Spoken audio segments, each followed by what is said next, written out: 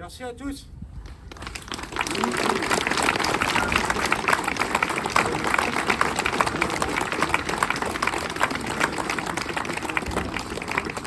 Peut-être juste une petite information, parce que il est possible que vous entendiez ce soir que le problème est réglé.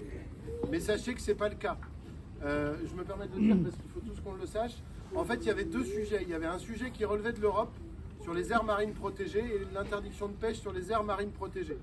Et il y avait un deuxième sujet qui relevait de la France avec l'injonction du Conseil d'État sur l'arrêt de la pêche dans les zones où il y a des dauphins. Le ministre avait rendez-vous ce matin avec le commissaire européen sur le premier sujet, sur lequel on n'était pas très inquiet en fait, parce qu'on savait que ça risquait de s'arrêter.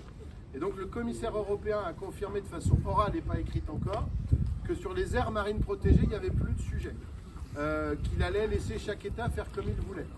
Et le ministre vient de faire un communiqué qui peut laisser penser que le problème est réglé. Oui, le premier problème est réglé, mais le deuxième problème ne l'est pas. On a toujours l'injonction du Conseil d'État qui laisse 6 mois au gouvernement pour fermer les zones de pêche, là où il y a des dauphins, dont chez nous.